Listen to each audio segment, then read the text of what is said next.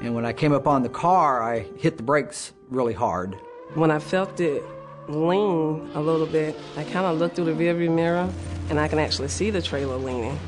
Rolling that truck over was not even part of my mindset at that point. I lost control of the vehicle, and it started to roll. Because rolling over meant possible death, burning up. I just kind of got scared and didn't want to look at it anymore, and I wanted to concentrate on everything around me. All my focus went into what was in front of me, what was to the left, to the right, ahead of me. So it flipped over onto the side and then over to the top and then back over 4 times all the way back to the wheels. It was all about how am I going to get out of this alive. It was very scary. It was very scary. It could have been my family in that car, you know, or anybody's family.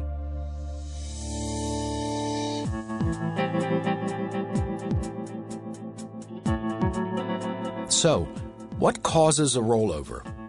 The answer you get most often is driving too fast for road and weather conditions. And that's true, sometimes, but that's not the only reason. We want to go beyond that general answer to look at all the different factors that contribute to rollovers. By the time we're finished, you'll know how they happen, why they happen, and how you can avoid them.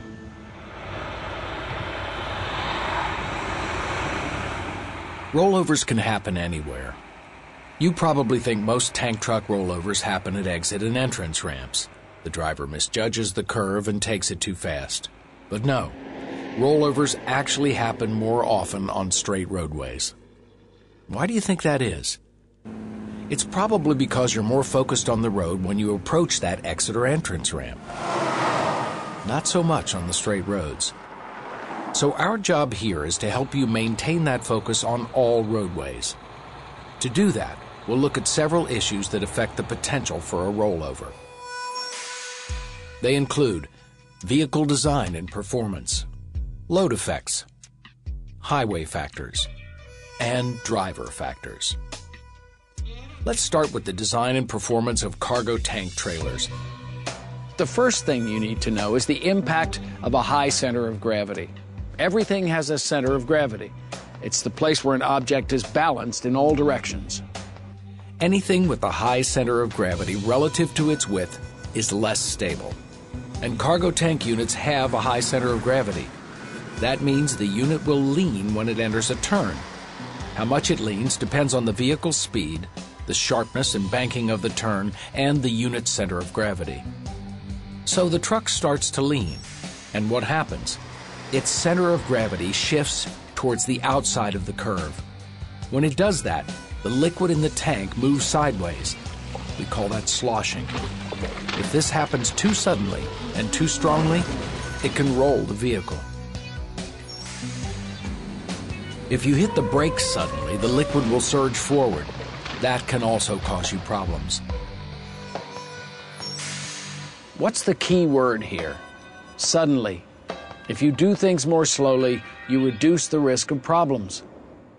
Anytime you speed up, you're subject to mess up. As I was going down the hill, I kind of felt the trailer tilting a little bit because of the speed that I was going. And you come around the curve, and it's sharper than you anticipate, and you just won't be able to slow down, and you can roll over the truck. It made me very alert of all of my surroundings and looking ahead instead of, being too comfortable. You can never be too comfortable. All drivers should understand the design and performance of their vehicles. But as a cargo tank driver, you also have to understand how your liquid payload can and will contribute to rollovers. So let's talk about load effects. Drivers who've rolled over will often tell you their load shifted. They'll say the load shift caused the rollover. But the load, especially a fluid load, will always shift. It's responding to the way you, as the driver, are handling the trailer's movements. How much load you're carrying affects how your vehicle handles. With a tank full of liquid, one wrong move can mean a rollover. The most important thing you can do to keep the vehicle and the load under control is manage your speed. Manage your speed to adapt to driving conditions. When the road and the weather call for it, slow down.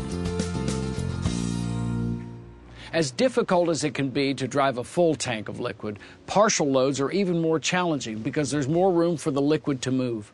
Over 94% of rollovers occur in trucks with a partial load. Liquid slosh and surge are a big factor in those rollovers. Slosh and surge are caused by speed, by turning radius, by sudden braking or taking off, by sudden maneuvers, and by load distribution. You have to pay particular attention anytime you're hauling liquid as to how much you're hauling, how high it is, what the level is in your tank. If you hit the brakes suddenly, that product is going to move forward.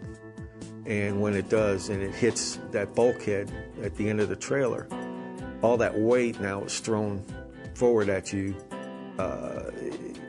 It just makes it harder to stop. Surges also occur in a tanker following a sudden maneuver. This could be something like sudden braking to avoid an obstacle, trying to get back on the road after you drift off the pavement, moving the tractor too quickly for conditions, or shifting or missing a shift on a turn. And if you're not careful and you just kind of release your foot off the brake for a moment, at that wrong moment, you could be thrown into an intersection. And you don't want that. We should also take a look at several vehicle maintenance issues.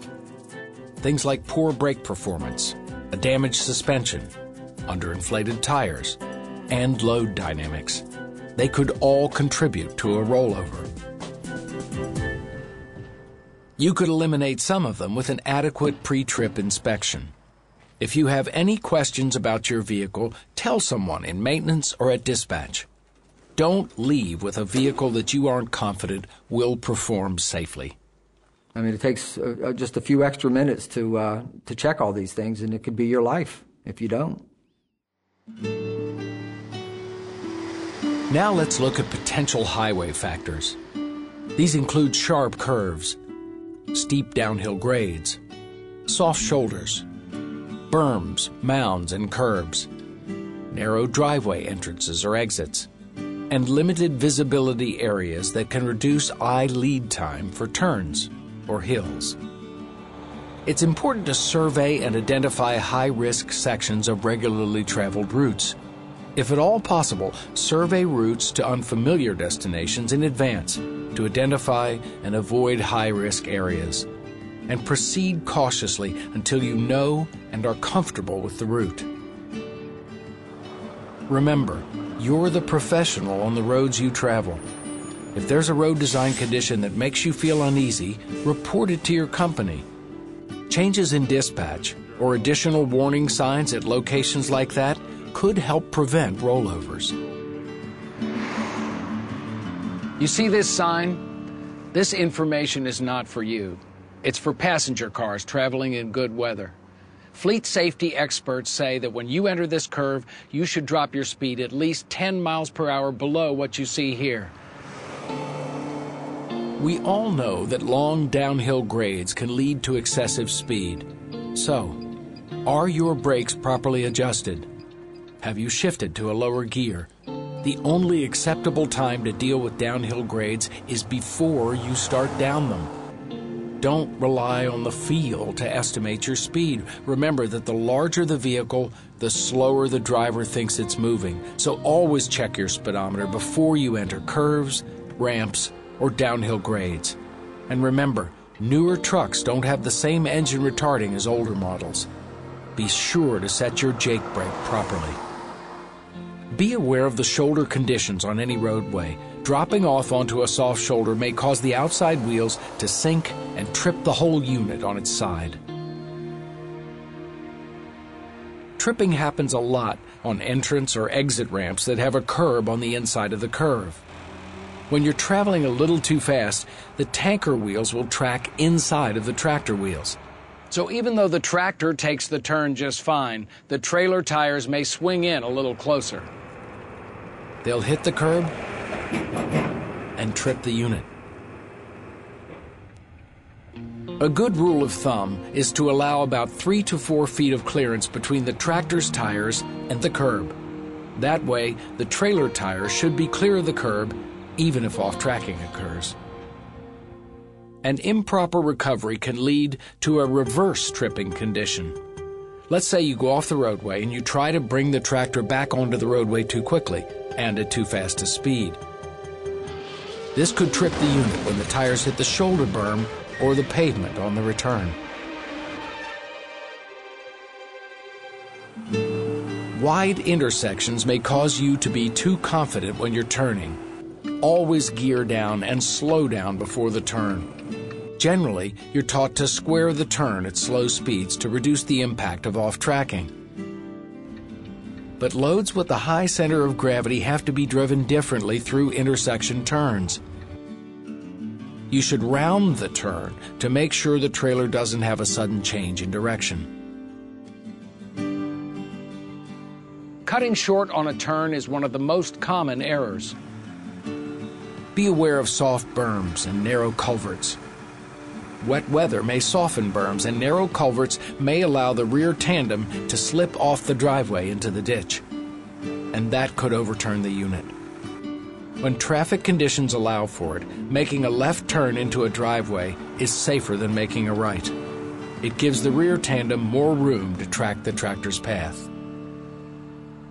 Okay, we've talked about vehicle design, load effects, and highway factors. Now we come to the last area, in many ways the most important. It's you, the driver. You're the one that controls your unit. Before you leave the yard, make sure you know it like the back of your hand. Begin by conducting a thorough pre-trip inspection. Learn as much as you can from dispatch and from other drivers about road and weather conditions. Remember, a safe journey depends on your actions, so avoid unsafe behaviors. Encourage others to avoid them too. And by unsafe behaviors, we're talking about things like speeding, whether that's going beyond the posted speed or just too fast for the road and conditions. Distractions like talking on your cell phone, or worse, texting. Complacency, fatigue, and driving under the influence. About physical and mental conditions like diabetes or divorce. Even something as simple as eating or daydreaming. Driving too fast for the vehicle and road conditions is a factor in most rollovers. Remember that speed limits are set for small vehicles driving in good weather during the daytime. Adjust your speed accordingly for the type of unit you're driving, especially at night and during bad weather. Tailgating, road rage, and failure to plan in advance can lead to sudden, radical lane changes. And that can cause your unit to roll over. One of the most dangerous driver behaviors is complacency. In the 23 years that I've driven a tank truck, I always keep in my mind that I'm hauling hazardous material, and it's very dangerous. Well, a driver should never get too comfortable being behind the wheel, especially the wheel of a big rig. When you get so comfortable and think that you've been driving so long and you have so much experience that you just, it all becomes natural to you, you're going to mess up because something is going to get you that you're not expecting. It only takes a second. Adjusting the radio, answering a cell phone, reaching for a drink. That little bit of inattention is enough to slide off the side of the road or miss the beginning of a curve, or possibly enough to cause a rollover. Driver fatigue is another factor. Maybe you didn't get enough rest during your time off. Maybe you're working too many hours, or you're having trouble adjusting to rotating shifts. There are many warning signs of fatigue while driving. You may have trouble focusing. You may have frequent yawning, blinking, or heavy eyelids and head bobbing. You may have trouble remembering the last few miles. Or you may miss an exit or traffic sign. You may even find yourself drifting from your lane, tailgating, or hitting the shoulder rumble strip. If you show any of these warning signs, get off the road, get out of the cab, and move around to get the blood circulating again. If you're too tired to keep driving safely, find a safe, well-lit area to park and rest a few minutes.